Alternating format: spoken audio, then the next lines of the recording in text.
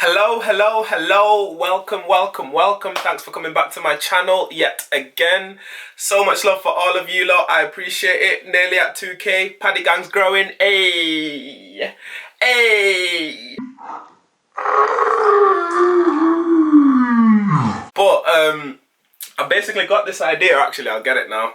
I got this idea because obviously I've said like a million times in my videos how many times I keep running out of video ideas, and you guys have been so good, like in terms of suggesting video ideas in the comments and Snapchat. In my last video, the one that I did with Mads, Jenny Lee said for a video idea I should make a video on growing up in Uganda and what it was like packing up and moving to a different country, and I thought that was a sick idea. So that's what I'm filming today.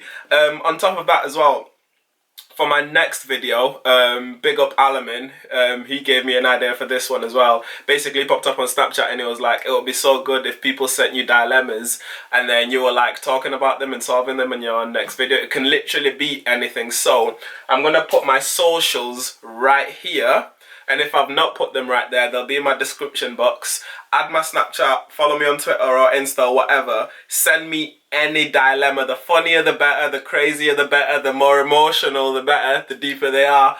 And I don't know who I'm going to film it with. I might do it with Mads or I might do it with my boys. I'll film that for my next video. Keep the ideas coming though. Whatever idea I use, I'll shout out whoever gave me that idea. So, you know, extra motivation in that. Not that you'll get anything or any followers from my shout outs, to be honest, so I don't even know why I'm making that a reward. Yeah, anyway, on to the video. Alright, boom. So I'm here to give you the story. My time in Africa was absolutely repping. My time in Africa was literally the most lit time ever.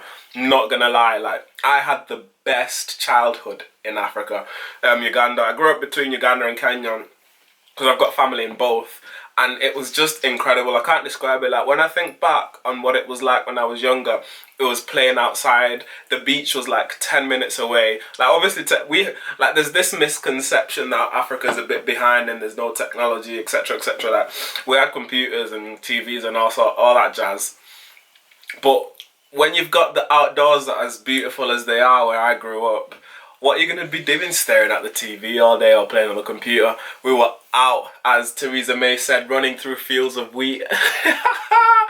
Not that we've even got wheat, but we're running through whatever fields were there, going to the beach. There's literally trees full of all sorts of fruits all around you. It was so sick. And I'd say it was probably my most carefree and naive time, which is what you want your childhood to be. And the school in Africa, how can I describe it? Obviously there's no detention over there. If you do something wrong, like in Africa, if you did something wrong, I remember this, my teacher would tell me, go outside and find a stick that I'm gonna cane you with. Bruh. And if you go out and you get a flimsy stick, my man pulls out a ruler. Put your hand out, whack. So when I came over here and they said to me, your punishment for being bad is you get to stay in. Well, I wanted to stay in anyway because I didn't want to be outside when it was cold. I was like, detention? Yes, please. School was sick, but not sick, should I say. Like, there's a lot of you gotta be tough kind of thing. Like when I was growing up in Africa, like you had to be like the cock of the school. You had it easy. Like you could do whatever you want, say whatever you want, and no one would say anything. And I'm not gonna stunt, I was not the cock of the school. I wasn't even like close. I wasn't even top 3. Like I'd say I was a mid-level guy, but one of my cousins was the cock of the school. Like everyone knew me and I was friendly, I was popular, whatever. But I was not hard at all in any way, shape or form. So he always used to back me up if anyone ever tried to cause issues with me. And plus, my dad used to box, so that used to be my story. Like, if you touch me, I'll get my dad to come after school to batter you. So, you know, people stayed away from me. LOL! These times, my dad probably would even back me and be like, yo, you need to back your own battles, bro. Safe. And, like, the school there, like, in terms of the education was so much like more difficult. Like I was just in primary school there, but what I was studying was the same level as high school here. So when I moved over to here, I found school so easy. Literally, it was like a breeze because all the things that I'd studied, I already knew anyway. And the education here is broken down in such a way where it's not as much independent learning. The teacher pretty much spoon feeds you everything until you like get to college or something. Whereas over there, like you literally have to do the research and find the answers yourself. That's it. But honestly, like my time in Africa was pretty sick. Like I remember like on the night before I moved here, it's weird, like I don't think I've ever told anyone this, but like there was a sort of change in me, like a maturity. It was like a sad maturity where like I knew literally outside of my direct family, I was losing everyone. Literally, I was just moving to a whole new place. It's like basically starting my life again. Sort of didn't deal with it well because I was young. I only moved here when I was what, 9, 10. So I was young and I didn't sort of know what I was going through. But when I think about it on that night, because I remember that night so clearly, I used to be the most carefree, like naive little boy. That night there was a change in me. Like I just felt deeper, if that makes sense, and I became like a more serious. I preferred my own company a lot more after that. I actually remember, I don't think my mum knows that I know this. I first started the primary school in the UK. My mum don't know, but she would drop me off because it was like 2 minutes away from where I lived. And as she was leaving, like this was like the 2nd or 3rd week in, she stood by the gates to watch if like I'd made any friends. And even when I was in Africa, I moved around a lot because like I basically lived in both countries, so I used to move bare. Like I had to learn how to make new friends all the time. So to be fair, that wasn't really a problem for me. I just didn't want to like make any more friends and lose them, you know what I mean? But when I saw my mum like stood at the gate watching if I was making friends or if I was just like on my ones, I was like, nah, I can't like have mum upset because you know I'm lonely because we moved here. I don't want her to feel bad. So I forced myself to like socialize with the little kids there, and it was like the best thing that I did. So shout out to mum for looking out. The kids welcomed me there. Shout out to Farouk, one of my first friends when I moved here. Aaron. Who else? Who else? There's so many people that I met in primary school that I'm still friends with today. So it just like goes to show how good like everyone was that was there. That age was so different compared to Africa. Like, hey, you still play out, like, but when we got to like year 6, that was when RuneScape came about. At the end of the day, it changed from, oh, you playing out, and it changed to, yo, you're going on RuneScape tonight. You're going on RuneScape. RuneScape was the ish back in the day. No word of a lie. Like, shout out to Farouk, because this guy, out of his own pocket, actually paid for my RuneScape membership for like 6 months, maybe longer. You know about the RuneScape memberships, those extra quests that you could go on. And just in terms of like culture difference, I think Africa's very old school. You know, people go out and you have to dress very modestly, you know. So it's very old school in terms of that, but it's also old school in terms of, you know, you see people walking down the street, you say hello to them, everyone is really friendly, and it's a proper like community spirit, if that makes sense. In Manchester there's a lot more, everyone cares a little bit more about what the other person's going through. Everyone's really friendly, everyone's nice, and everyone smiles at you as you're walking down the street. Unlike down south, not that I'm hating on down south, but let's be honest, London, people are a little bit bougie in London, I'll say. But whereas in Africa, it's weird if you walk past someone and you don't say hello to them. And it's not just the, oh, hi, you're right. When I was walking around in Africa, gallivanting the streets, like, the amount of times people would stop me, be like, how are you? How's your family? How's your mom? How's your dad? I heard this, I heard that. Like, people who I've never seen or heard or spoke to in my entire life. They knew me, they knew my family, and they would never ever walk past me without greeting me or saying hello.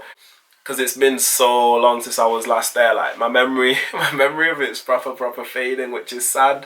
And I want to go home. It's weird though that I still call it home. Like I want to go home. Like I think of Africa as Uganda rather as home, even though my family's here. I'm pretty much here. Like this is home, but I still call Africa home. You know what I mean? But I want to like visit soon. Hopefully I can go and visit next year. Take Mads down and show her all the sights. Let her get bitten by mosquitoes. Like I'm telling you, when I last went, my arm looked like it had chicken pox. Like literally I had swellings everywhere. There was like 5 or 6. They were all on the net waiting for me to come out.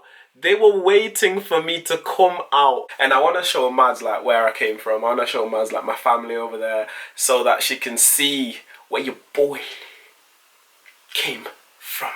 The motherland. But I feel like it's going to be so different now compared to how it was when I left it. And I wonder how I'm going to feel looking at everything now that I'm older. By the way, quick shout. Black Panther's coming out next year, so are we all going dressed in our African gear or nah? Because I'm hella up for that, you know what I'm saying? Sorry this video wasn't very long. Like I said, it was just like an intermediate video, and I just wanted to have a little, what's the word? Have a little one, little video, little chatty video where I prepare for the next video, but I also sort of talk to you guys a little bit. You know, I can't talk about how chill my upbringing was in Africa, obviously, without talking about or without thinking about how other people don't have the same experience, especially like with what's happening on the news. Like some of the pictures that I've seen on the news, and Mads talked about it in her video as well. It's shocking that something like that, it's not even shocking, like the world is at such a place now where things like that obviously are not normal, but more and more things like that keep happening, and so disheartening and heartbreaking seeing those images of, you know, the unlawful trading of humans, like humans being treated like objects, even worse than objects. And it's obviously a massive contrast to the experience that I have had. Obviously I came in for a positive reason. You know, I didn't have to move over here. I moved over here because my family just wanted to move over here, you know. Whereas there's people who are actually like having to flee for the sake of their lives, you know, for the sake of safety. So the world is obviously like a pretty dark place right now. I just didn't feel like I could do a video about my upbringing in Africa without obviously talking about the terrible things that we're seeing on the news right now.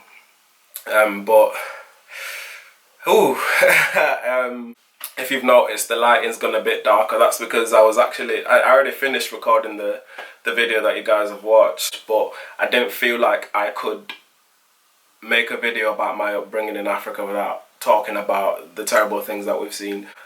And I didn't feel like I could talk about it. I don't know why, but as I was taking all of the equipment down, I just thought, why should I not talk about it? Like, this is the kind of thing that more people need to talk about. It's happening because people aren't talking about it, so there obviously needs to be more of a conversation about it. Not just a conversation, but like actual action, because the fact that this is still going on and it's not like headline news is so aggravating. And anyway, I heard this phrase in high school that one of my favorite geography teachers said, and it's like, all that evil needs to succeed is that the good do nothing. That may not be the right quote, but that's roughly it. So yeah, and hope you enjoy the video anyway. Thank you so much for tuning in again. Thumbs up if you like it. Don't put a thumbs down if you don't like it. Mads is now managing my videos, trying to whip me into shape because I've been so poor when it comes to uploading every Sunday. Literally, we've got like a full page of video ideas that we're going to shoot, so I've got no excuses over the next couple of months. Pardon? Pardon? Yeah, Mads did a good job. Like, she's proper getting me into shape with this. All the ideas that you guys have sent me on Snapchat and Twitter, I've not forgot about them.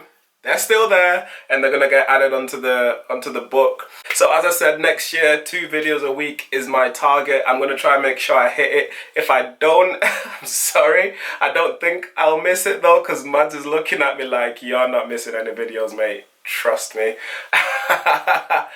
But yeah, thank you again for tuning in. Sorry this was late again, my bad. I'll see you on my next video. Boom!